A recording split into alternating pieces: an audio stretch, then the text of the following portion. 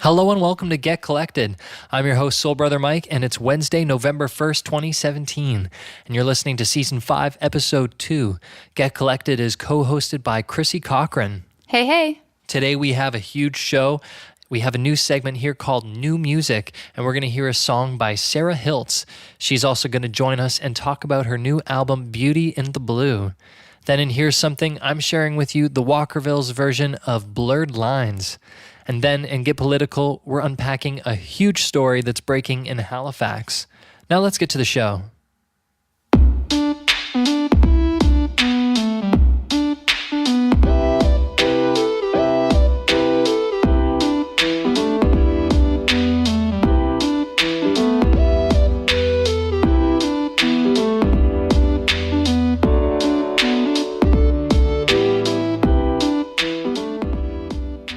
Toronto singer-songwriter Sarah Hiltz is releasing a new album called Beauty in the Blue on November 7th. And since I don't know much else about it, I'm really thankful that she's here to tell us about it. Hello, Sarah. Hi, Mike. Nice to hear from you. You're currently living in Toronto, I hear. Did you live in Essex County at one point? I did. I lived there just for a short time before I moved up to Toronto. I was born in Chatham, and I lived there for a lot of my life. But then before I moved to Toronto, my husband was in school, and so we spent about 6 months in Windsor. Very cool, but lots of time in Chatham? Yeah. So just more questions about yourself. You're an incredible singer. Thank you. When did you first start exploring music, and was your voice your main instrument? Voice was always what I felt the most drawn to. And I was actually really young when I knew that's what I wanted to do. I was 3 years old. Wow. Which is maybe a little bit unusual. But I remember hearing a singer in my parents' living room. They just had a cassette tape playing.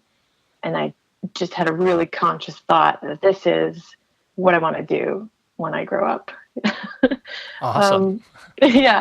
And so I think my parents knew that. My dad's a musician as well. And the first time I ever performed in public, I was 8 years old, and it was a church Christmas pageant type of thing. And I sang a song. Do you remember what song? Yeah. It's Hope Set High by Amy Grant. Awesome. She was my childhood hero. Okay, so now on this new album, Beauty in the Blue, when did this project first start coming together? I started working on it in June 2016. So, there's just little pre-production things happening before that, but those were my first dates in the studio, and it took about, actually a year to the day to finish recording. So a year in the making. Tell me about the personnel on this album. I worked with Kevin Halley as engineer and co-producer. He's a member of the band Running Red Lights here in Toronto, but he's from Sarnia. So we kind of have similar hometown roots. And then Jordan, my husband, is in my band. He's my drummer. And Dave Puzak, who's also from Sarnia and plays with Kevin, is my bassist and guitarist, depending on how many musicians I have with me. So they were kind of my core team of people, the people I kind of feel the most comfortable sharing new ideas with and new songs. So it was sort of the three of us, and then there were just a few other guest musicians. Yeah, we're going to listen to the song Without You. There's some nice trumpet playing on that track. Who played that? That's Steve Died, who is a colleague of Kevin's. They play together a fair bit here in Toronto. So we knew we wanted horns on that, and Kevin suggested we call him in, and he was just wonderful to work with. Really great player. Yeah, the rhythm section, of course, sounds great.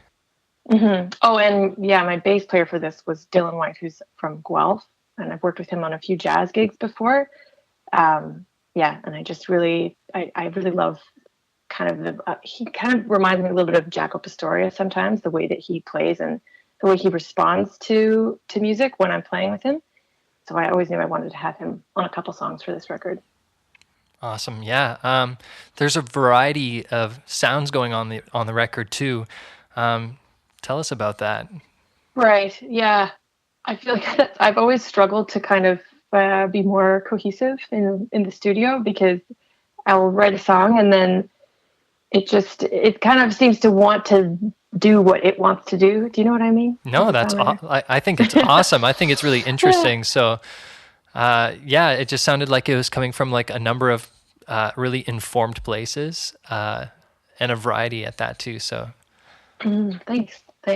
Yeah, I really don't like to slot myself too much into one genre, right? Because I do love folk music, but I don't want to live there all the time. I also really love jazz, and having grown up in that area too, we listen to a lot of Motown and soul stuff, right? So that's kind of been in my consciousness as well.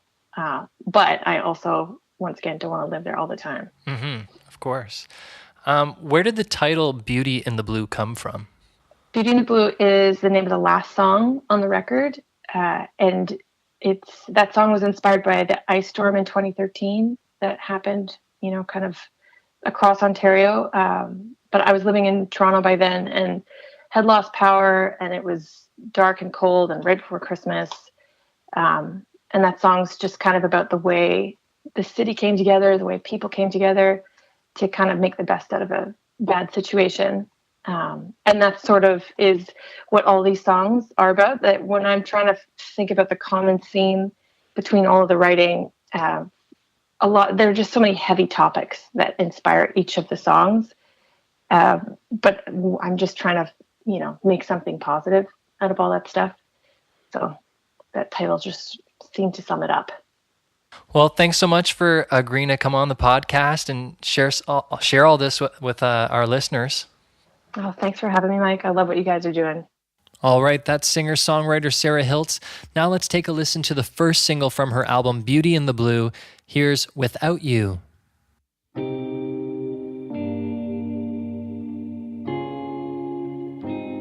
I wanna grow greener and brighter. I wanna be better, go further together. When I see the lightness in your eyes, I can see futures where this love never dies. But I've seen those eyes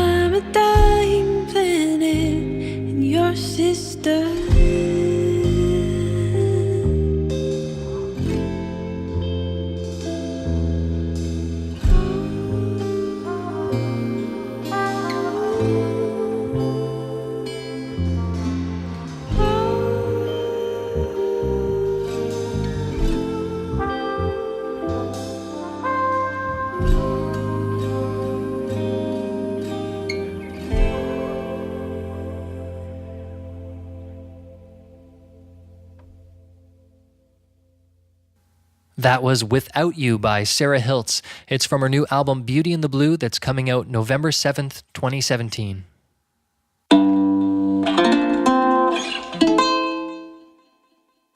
Today on Here's Something, we're listening to the Walkervilles version of Blurred Lines. I rediscovered this cover as I was going through the Walkervilles private YouTube videos. There are quite a few gems that we have set as private, and I found this cover song that seemed to exist nowhere else. So let's take a listen to it now. Here's Blurred Lines. Everybody. Get up.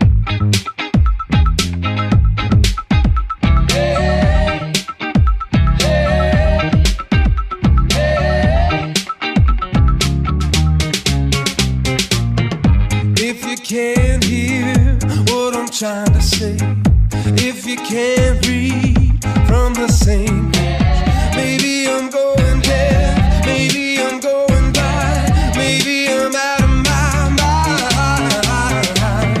Okay, now he was close, tried to domesticate you, but you're an animal, baby, it's in your nature. Please let me liberate you. You don't need no paper that made not to make her, and that's why I'm gonna take a good girl. I know you want it. I know you want it. I know you want it. You're a good girl. Can't let it get past me. You're far from plastic. Talk about getting blasted. I hate these blood lines. I know you want it. I know you want it. I know you want it. You're a good girl. Just wanna get nasty, go ahead and get at me. What do they make dreams for when you got them jeans on? What do they make steam for? You the hottest bitch in this place. Yeah, yeah, yeah. Okay, now he was close, tried to domesticate you, but you're an animal, baby, it's in your nature.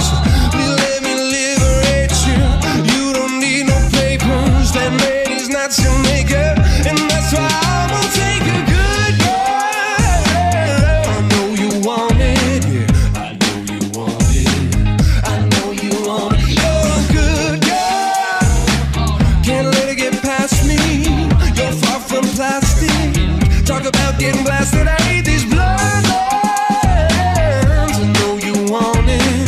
I know you want it. I know you want it. You're a good girl. Oh, the way you grab me, must wanna get nasty. Go ahead and get at me.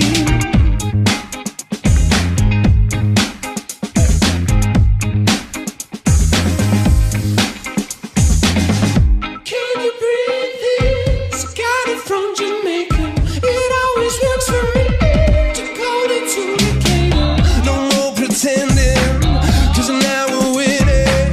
Here's our beginning. I always wanted a good girl. I know you want it. Yeah, I know you want it. I know you want it. You're a good girl. Oh, can't let it get past me. You're far from plastic. Talk about getting blasted. I hate these blood lines. I know you want it. I know you want it. I know you want it. You're a good girl. The way you grab me, must wanna get nasty. Go ahead and get at me.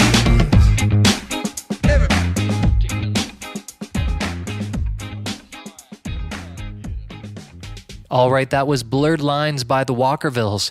If you'd like to download and own that recording, subscribe to the Get Collected podcast on Patreon. For $5 a month, you'll get access to all the music that we feature in the Here's Something part of our show. It's usually rare and otherwise unreleased. So go subscribe now at patreon.com/getcollected. Also, members get a bonus overtime segment. It's a 10-minute open format chat, and today we have special guest Sarah Hiltz joining us. So once again, that's at patreon.com/getcollected. And if you're already a member, we thank you for supporting independent media like our show.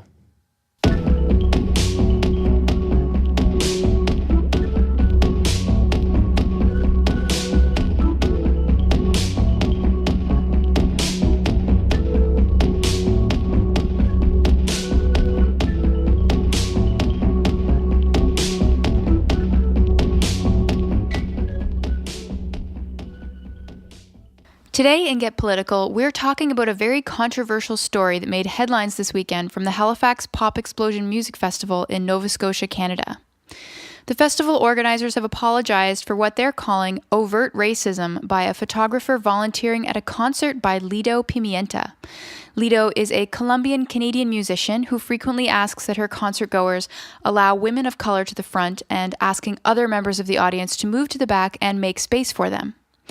At her Halifax Pop Explosion showcase last week on Thursday, October 26, when she invited brown girls to the front, a white female photographer who is a volunteer for the festival did not move.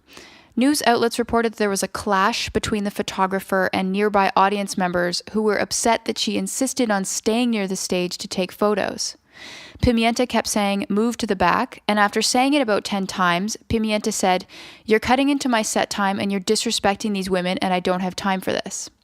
The photographer was removed from the event and banned from working with the festival in the future. Now, this is where most news outlets ended their accounts of this event. The Canadian press was one of the first to pick it up, followed by the CBC, who didn't add any further context. And the comments on these articles, and your likely response to this story, as was ours, with this information only, is that this seems like the wrong move on the part of the artist and the festival who sided with her to divide the crowd by race and eject someone based solely on their skin color, regardless of what that color is. It sounds like the artist and her audience members were being antagonistic and that they were the ones responsible for interrupting her set. It looked very unfair for the photographer. Yet there was a huge base of people online who agreed with the artist, and I couldn't wrap my head around why that was. So I did some more digging and began to uncover more context of the story that was missing from the articles. So the photographer was not calm and peaceful about ignoring the artist's requests like you imagine you might be, just doing your job, taking photos, being cool. The photographer allegedly became violent, pushing people out of her way, yelling at other audience members and saying things to them with racial overtones, and screaming repeatedly at the artist, "Why do you hate me because I'm white?" Now, all of this is kind of fuzzy. There's no official account, and videos have not yet been released. But based on eyewitness accounts that were reported by a festival organizer, the photographer was being violent and aggressive, yelling and pushing people, which is most certainly cause to be ejected from a public space of any kind. The festival issued a lengthy apology saying, "We will not accept this behavior and neither should you. Be responsible for your friends. Talk to them and support them as they move towards unpacking their racism. People of color deserve safe spaces and it is your responsibility to help." They go on to say that they're committed to providing their team with anti-oppression and anti-racism training, and they apologized directly to Pimienta saying, "We are sorry that one of our volunteers interrupted your art, your show, and your audience by being aggressive and racist." So I think this story is a great example of how reporting changes your perspective on a story and how important it is that the media outlets take that responsibility seriously when presenting a story like this. People were so bent out of shape and confused about why the artist would pick on someone just for being white, because the story, as it was reported, lacked a lot of essential context about this person's behavior. At first, I definitely thought this artist was making the wrong move by splitting up the crowd and having white people go to the back, and having women of color come to the front. To me, I just think of how that ideas like that have gone in the past, and they haven't gone well to split people up based on how they look. So at first, I was immediately opposed to it. But I understand what she's also trying to do in creating a safe space for women. And she goes on Facebook, I believe, she posted a long article with just like more information on why she does this. And a lot of it had to do with women and how safe they felt in public spaces. And as she began to explain all of that, it made perfect sense. And it's just one of those things that she's got to be careful with, because if she doesn't perfectly communicate that, and she's a communicator, she's an artist, she should be able to do this, communicate in a way that comes across, that it's about safety and it's about comfort for the audience goers, because it can kind of easily be misconstrued as, something negative. There has been a lot of conversation online about how Pimienta, quote, segregates her audience by race, although I think that word has a lot of history behind it and doesn't really apply to this context. When she's asking women of color to the front, it's just one moment out of a music concert where a couple of women get to have a special moment with the artist. It's not a big deal, and it shouldn't be difficult to just give it to them. I mean, maybe it would be different if you were in a theater where you paid extra for your front row seat, but that's not the case at this festival. So to me, I feel like if you're going to get upset about being excluded from this one little moment, you should stop and think about what it would actually be like to be a woman of color and experience a lifetime of racism, sexism, and systemic disadvantage. And I think if you can't let women of color have this one little moment, then you do need to check your privilege.